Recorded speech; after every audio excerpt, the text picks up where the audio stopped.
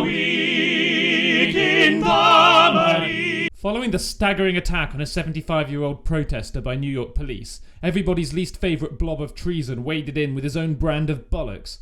Trump suggested that the victim currently lying in the hospital was faking and accused him of being a member of Antifa, one of Trump's least favourite words along with impeachment and salads.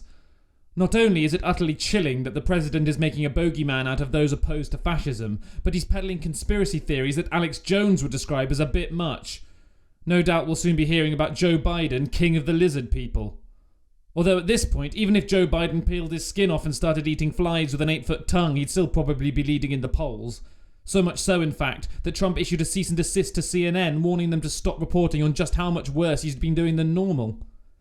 And if you thought Trump couldn't get any more despicable, then you clearly haven't been paying attention for the past 4 years.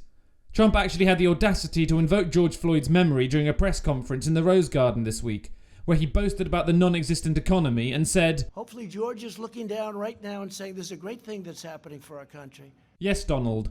And that 75-year-old man that the police attacked is lying in a hospital bed dreaming of sucking you off. George Floyd's murder has clearly had a global impact, as is apparent by protesters in Bristol, United Kingdom, tearing down the statue of 16th century slave trader Edward Colston and dumping it in the harbour. Colston has long been a figure of controversy in Bristol, as he used the money he made from slavery to build schools and hospitals throughout the city. And with statues of Baden-Powell and Churchill at risk from vandalism, the UK faces a difficult question. Is it okay to throw racist old relics in the river? Because if it is, then somebody should buy Prince Philip a pair of water wings. With everything that's been going on, you might have forgotten the global pandemic that's been ravaging the world. Brazil commemorated all those who died from COVID-19 this week by planting crosses on Copacabana Beach, so it was only a matter of time before some far-right dickbags cried about it.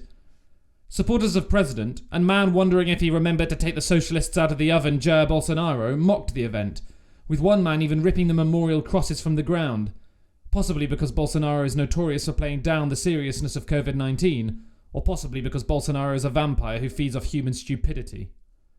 And finally, it's good news for fans of sheep and polite Australian accents this week, as New Zealand was declared completely coronavirus-free. Prime Minister Jacinda Arden said she did a little dance when she heard the news. It's a refreshing change to see a leader who can not only act swiftly and decisively in response to COVID-19, but who's also confident on the dance floor.